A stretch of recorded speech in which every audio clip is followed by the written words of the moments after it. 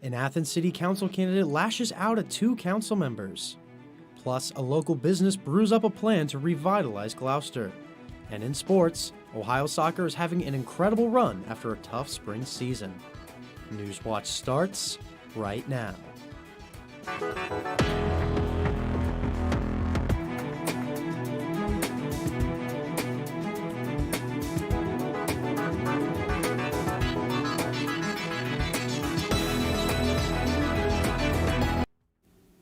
Good evening and welcome to Newswatch, your source for the latest news impacting southeastern Ohio. I'm Curtis Fader.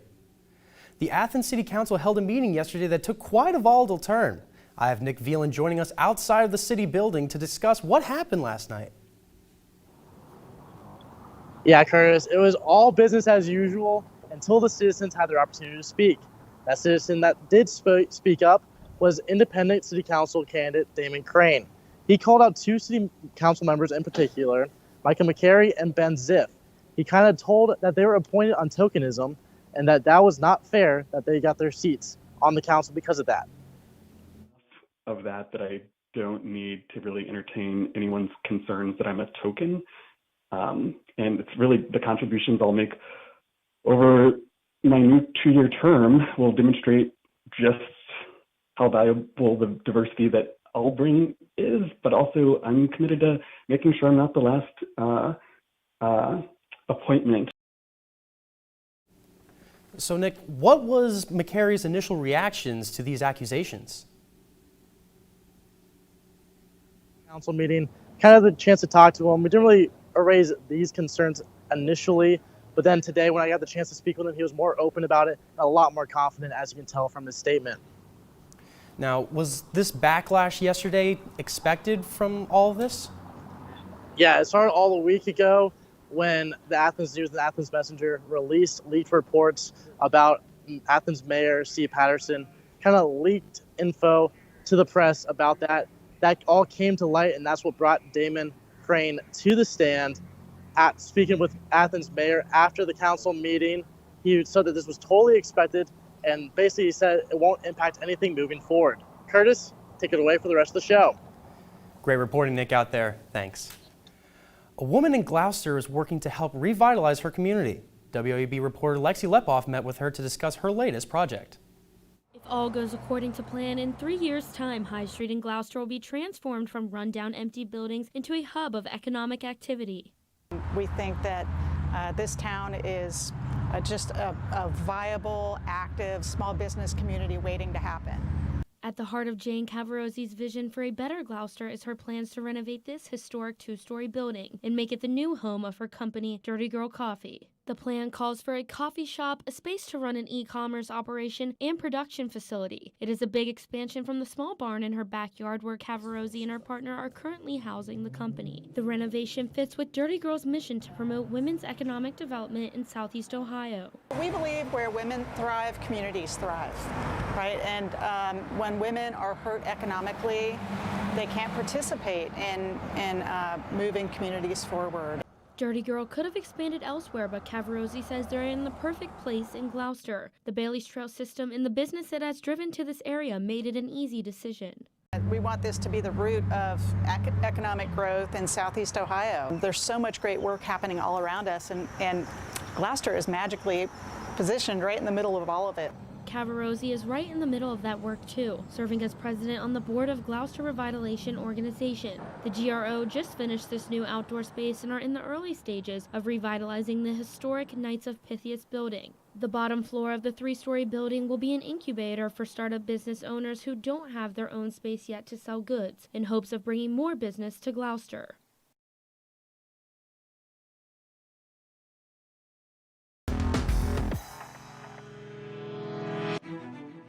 Hello, I'm forecaster Henry Groff taking a first look at your weather, and it's been a wonderful day today with plenty of sunshine and not even a single cloud in sight. Looking right now at Athens, it is around 72 degrees with the humidity at around 35%, which is pretty dry, and winds out from the west at 5 to 10 miles per hour. As we head into tonight, it's going to definitely cool down a lot, and across the region, it's in the low to mid 70s. And as the sun sets, we're definitely going to drop quickly down to the mid 50s.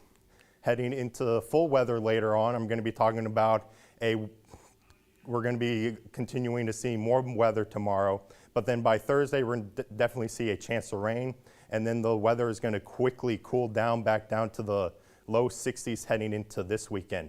Now back over to Curtis. Thanks, Henry. Ohio's top consumer watchdog is calling for a shakeup at the state's Public Utilities Commission. Ohio's State House News Bureau reports the Office of the Ohio Consumers Council says one member of the commission should be a consumer representative. Spokesperson for the Consumers Council, J.P. Blackwood, says at least one commissioner representing consumers is needed and that the commission is, quote, too cozy with the utilities that it regulates. The comments come after Ohio's Supreme Court ruled earlier that the commission did not do enough to hold First Energy accountable. And in Ohio, another Supreme Court justice is being asked to recuse himself from cases involving the state's redistricting maps. Under fire now is Chief Justice Jennifer Brunner. Republicans are calling on Brunner to recuse herself from redistricting cases, citing comments she made regarding redistricting while campaigning last year. And that comes as Democrats are already calling for Justice Pat DeWine to do the same, as they believe DeWine, whose father, Governor Mike DeWine, is on the state's redistricting commission, has conflict of interest in the cases. West Virginia enters its second week of redistricting as the state Senate postpones new action on a new legislative map. The Senate postponed a third reading on the map several times before going into recess yesterday. State senators are now considering a new 17-district map which emerged last week from a redistricting commission. The committee-approved map would divide 7 of the state's 55 counties. The current maps, approved a decade ago, split up 13 different counties. The Huntington Police Department have narrowed down their search for police chief down to 2 finalists. According WSAZ reports, Mayor Steve Williams announced retired law enforcement officer Carl Colder and Huntington Police Lieutenant Phil Watkins as finalists for the position. Colder and Watkins were recommended as candidates to Williams by a citizen-based search committee he formed in August, with 16 candidates initially applying for the position.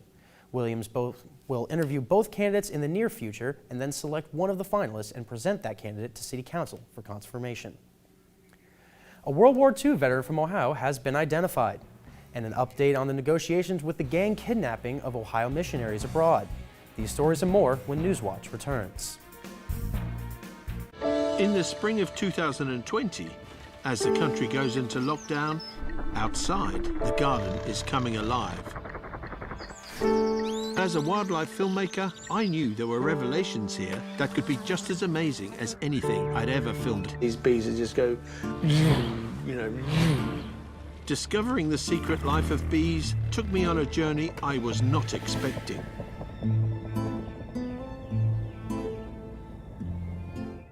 On Secrets of the Dead, Ferdinand Magellan sails in search of a western sea route to the Spice Islands. To Christian Europeans, the 16th century will be the age of discovery. But the Europeans have not discovered anything at all. There were rebellions and mutinies, and he really had his share of troubles. It's a tremendous feat of human endurance. Magellan's Crossing on Secrets of the Dead.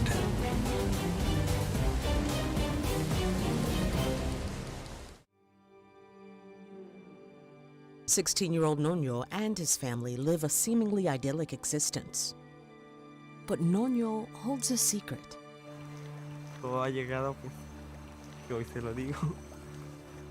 As he steps into his true identity, see how revealing yourself can be an act of bravery. Things we dare not do on POV.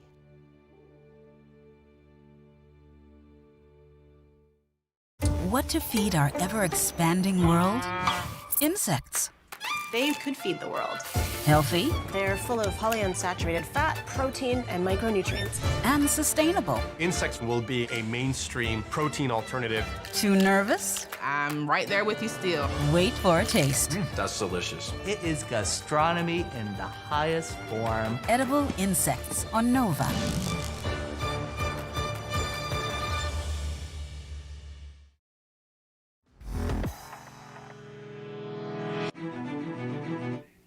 If you're getting a COVID booster shot soon, you likely will not have to get the same brand of vaccine as your initial shot.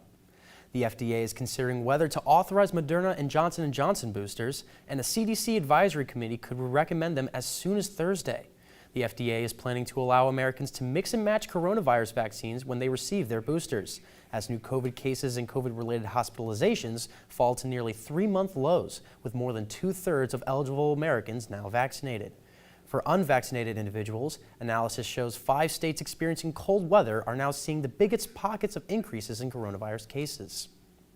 You cannot get a booster of whatever vaccine you got initially. That should not preclude you from trying to go get your. Cannot get a booster of whatever vaccine you got initially. That should not preclude you from trying to go get yourself protected. Please go get vaccinated. Southwest Airlines is changing its policy regarding COVID vaccine exemptions for employees. The airline had previously said employees would be immediately placed on unpaid leave while their vaccine exemptions were considered. Now, Southwest has announced it no longer plans to follow that protocol. Instead, the airline said exemption applicants will continue to work, requiring them to follow all COVID mask and distancing guidelines applicable to their position until their accommodation has been processed. The Biden administration ordered all workers at companies that hold contracts with the U.S. government to be vaccinated by December 8th. That's about 2.5 weeks before Christmas, one of the busiest travel periods of the year. Southwest said Monday it would give employees whose exemption request is denied an opportunity to be vaccinated while continuing to work. $17 million. That's how much the gang that kidnapped a group of 17 American and Canadian missionaries in Haiti is asking for. Camila Bernal has the details. $1 million per hostage. The Haitian gang that kidnapped 17 missionaries now demanding $17 million for their release, according to the country's justice minister. Negotiating with them would certainly not be an option, but of course they have to tread carefully. The justice minister also saying that Haitian police negotiators and the FBI are advising the missionary group on how to proceed. It would be very unfortunate for the $17 million to be paid because that would only reinforce the gang and that would only finance further kidnappings. The missionaries are affiliated with the Ohio-based Christian Aid Ministries, which says the abducted group is made up of 5 men, 7 women, and 5 children. One of the missionaries reportedly sending WhatsApp messages obtained by CNN saying, "Please pray for us. We're being harassed, kidnapped." Currently, negotiations are still ongoing, but for locals, this is not new. They say kidnappings have been happening for a long time, and more needs to be done. Once the Americans are out, would be good for the police and the Haitian security forces to finish with that particular gang and all the other gangs that are creating problems. I'm Camila Bernal reporting. While negotiations with the Haitian gang are ongoing, experts say it will not be easy. A new law ending the execution of people with severe mental illness at the time of their crime is seeing its first implementations. Judges in Butler and Franklin County removed inmates from death row after attorneys successfully argued their clients met the criteria. The law that went into effect in January protests people diagnosed with schizophrenia, schizoaffective disorder, bipolar disorder, or delusional disorder. The law was invoked in a state Supreme Court decision upholding the death of a man who killed 4 relatives. Authorities are pursuing felony charges against 2 teenage boys suspected of sending an email that led to the cancellation of classes for an entire school district. Police say they have located the boys, one a student from East Guernsey School District and one living in California. Sheriff Jeff Payton says detectives traveled to California, where a search warrant was executed and electronic evidence was seized. Felony charges are being pursued against the boys through the Guernsey County Prosecuting Attorney's Office, according to the Daily Jeffersonian. The remains of a World War II private from Ohio has been identified. The veteran was identified as 24-year-old Private Emmett Schwartz of Dover, who was killed by an artillery blast while his unit was fighting control of a small town in Germany on December 27, 1944. Schwartz's remains were exhumed from the U.S. Military Cemetery in France in 2019 and was identified as Schwartz using dental and anthropological records along with DNA. The U.S. Army private's remains have been returned to the U.S. and will be reburied in New Philadelphia on November 18th. A scuba diver finds a century-old sword in the Mediterranean Sea. That story still ahead. The chance of rain will be returning later this week. I'll have this and more coming up in my full forecast on Newswatch. But first, a look at stocks of local interest.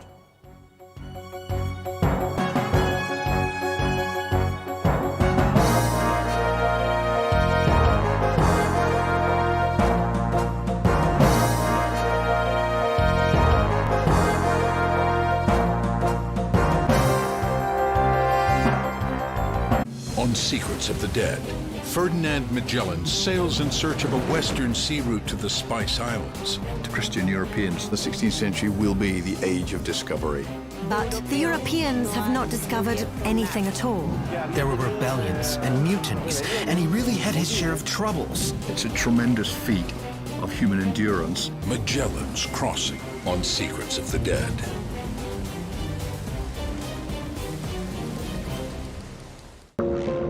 I volunteered for missions. It was just too exciting. Beware what you wish for. That's when the ambush starts. He was walking on the ridgeline, and I fired. You are never the same. It's important for people to hear these stories, to understand why and when and where we send our sons and daughters to go and fight, but also in helping us to come home.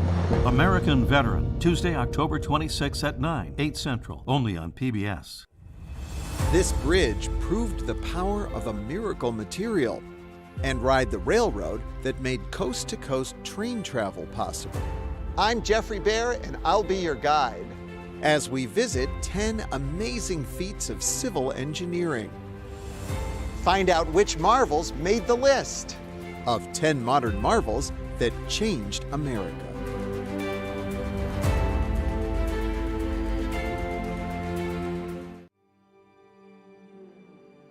16-year-old Noño and his family live a seemingly idyllic existence. But Noño holds a secret.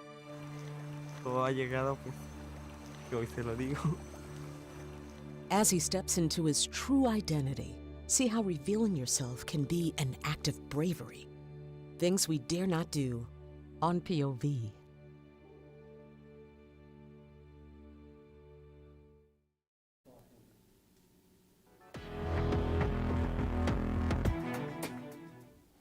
Hello, welcome back to Newswatch. I'm forecaster Henry Groff taking a full look at your weather. And as you can see on the satellite, we have not seen a single cloud today across southern Ohio and into West Virginia. It's been a really nice day today. I didn't even see a cloud when I was outside today. Now heading into surface features, the reason why we haven't been seeing any clouds today is because of this broad area of high pressure. That's going to be sticking around with us tomorrow, so we're still going to be seeing nice weather. But off to our west, we're going to see a cold front moving through Thursday that'll bring some showers and storms associated with this area of low pressure. Tonight we're going to be down to around 52 degrees by midnight. It's going to be mostly clear, and because of we're not seeing much clouds, we're going to see a lot of decrease in temperature because of clear skies and calm winds. Because tonight we're going to be getting down to around 44 degrees with clear skies. It's going to be a little bit chilly and winds will be calm. And looking across the region, we're going to be around the mid 40s to upper 40s around Columbus. Clear skies is going to be looking a bit chilly tomorrow. Heading into tomorrow, still looking at this cold front out to the west. It has expanded a lot more, and this will be bringing us the chance of rain heading into Thursday. And looking at the weather for tomorrow morning, we're going to be looking at clear skies initially at around 8 a.m., 44 degrees. Heading into the afternoon with these clear skies, we're going to be heading into a warm afternoon, and winds are still going to be remaining calm. Heading into tomorrow is going to be around 72 degrees. Comfortable winds from the southwest at around 5 miles per hour. And looking across the region, temperatures will also remain in the low to mid 70s. Sunny skies, it's going to be looking really nice. I do highly recommend heading outside if you have the chance tomorrow, because by Thursday, the chance of rain comes in and you're going to really miss your chance. Because as we head into this weekend, it's going to be around 60 degrees with rain on Thursday, and then heading into Friday,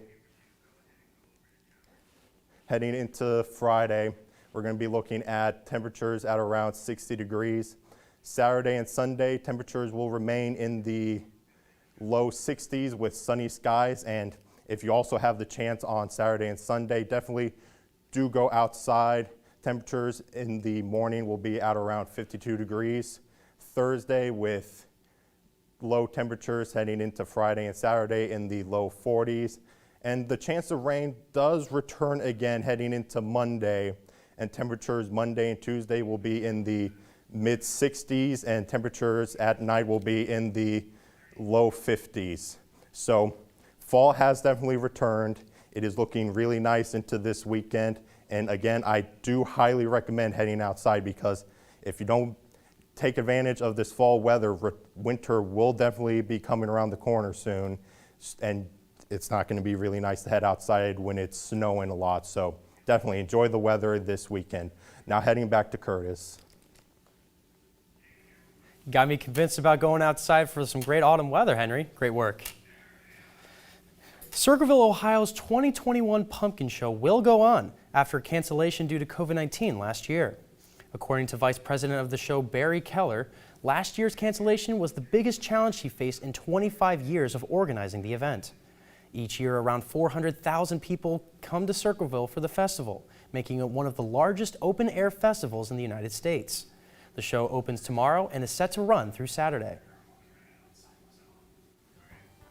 Happy Tuesday, everybody. Ohio Volleyball has another player that was named MAC Player of the Week. Find out who later on.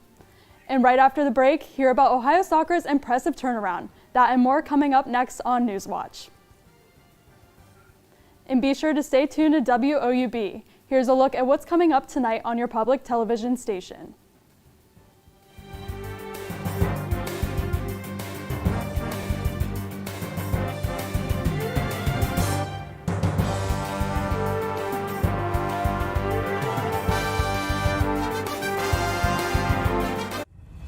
This bridge proved the power of a miracle material, and ride the railroad that made coast-to-coast train travel possible.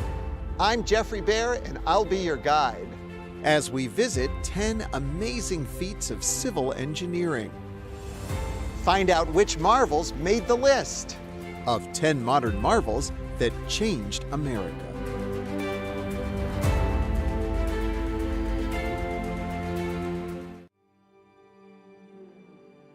16-year-old Noño and his family live a seemingly idyllic existence. But Noño holds a secret.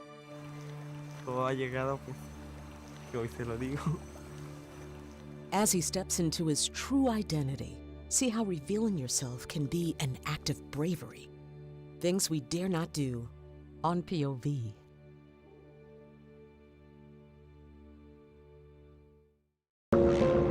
I volunteered for missions. It was just too exciting. Beware what you wish for. That's when the ambush starts.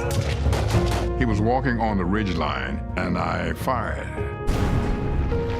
You are never the same. It's important for people to hear these stories to understand why and when and where we send our sons and daughters to go and fight, but also in helping us to come home. American Veteran, Tuesday, October 26 at 9, 8 Central, only on PBS. Rediscover the complex life and legacy of Helen Keller. Deaf and blind since childhood, she used her celebrity and wit to advocate for human rights. She was such a trailblazer for so many of these social movements. Learn how a determined spirit made her a worldwide icon. She transcended nationhood. Becoming Helen Keller. The curtain rose on my life's work. On American Masters.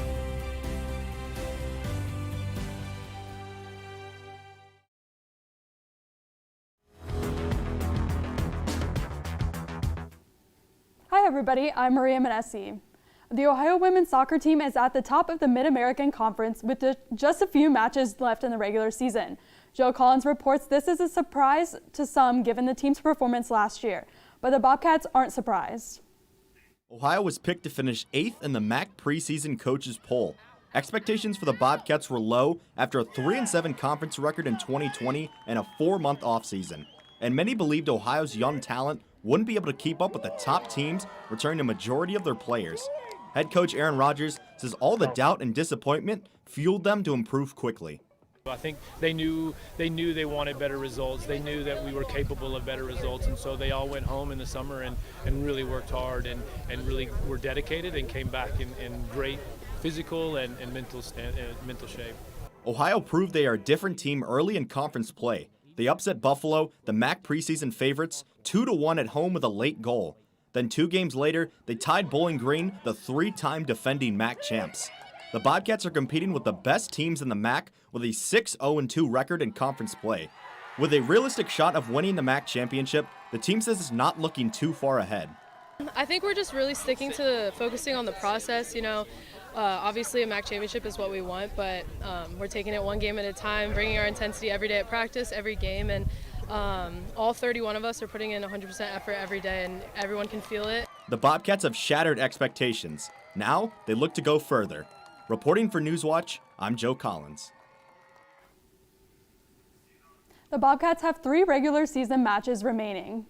They take on Eastern Michigan Thursday at home with kickoff set for 4 p.m. A second Ohio volleyball player has earned Mid-American Conference Player of the Week. Sophomore Tria McLean was named MAC East Division Setter of the Week following her performance against Buffalo last weekend. McLean was key in the Bobcats series sweep. She had 89 assists, averaging 12.71 assists per set. The Bobcats look to extend their win streak as they face Kent State at home tomorrow. The MAC matchup is set to begin at 6 p.m. in the Convo. Ohio hockey is recovering from a disappointing weekend. The Bobcats dropped 2 games at home to undefeated Iowa State. Ohio entered the weekend with a 6-1 record, but lost to the Cyclones 6-4 Friday and 4-1 Saturday. It's the first time the Bobcats have lost back-to-back games this season. Head coach Lionel Marone says the team needs to regroup and focus on the next task. Yeah, we need better habits in practice. I think we just had a good talk with our seniors, and they're ready to take the next step. I think we need to understand that it's only October as well. There's a lot of times left this year. We just need to keep building and keep getting better. The Bobcats look to get back on track as they welcome in Illinois Friday and Saturday at 7 p.m. I'm Maria Manessi, and that's it for sports. Back to you, Curtis. Thanks, Maria. Off the coast of the Israel Sea, a 900-year-old sword was found at the bottom of its sea. Jeremy Roth reports, an incredible discovery made at the bottom of the Mediterranean Sea is captivating historians in the Middle East. A 900-year-old sword encrusted by marine life was found on the seafloor off the coast of Israel. It was discovered by amateur scuba diver Shlomi Katzen during a weekend dive that yielded multiple historic artifacts. The sword was turned over to government authorities for examination, and experts believe it is made of iron and that it was perfectly preserved in its watery grave, and that nearly millennium-old sword was once owned by a Crusader knight. The country's antiquities authorities plans to eventually put the age-old sunken treasure on display for public viewing.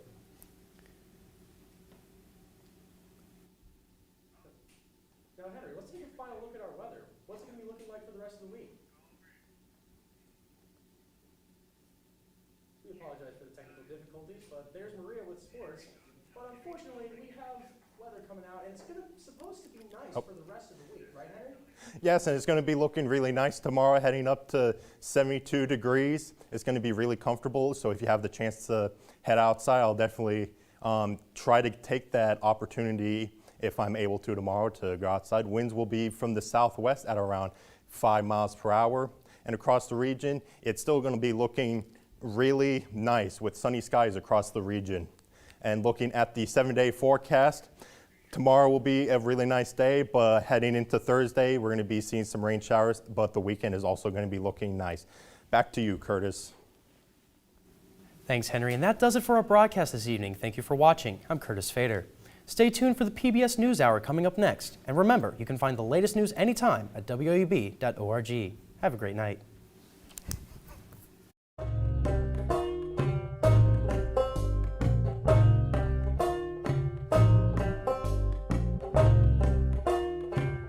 Support comes from Dean Heating and Cooling. Stay warm this winter with energy-efficient TempStar heating. Dean Heating and Cooling provides HVAC services and installation in the Athens area, featuring TempStar quality you can feel. Support comes from Hocking Valley Bank, offering mortgage loans or refinancing on an existing home, making it easy for dreams to become a reality. Hocking Valley Bank, we know loans.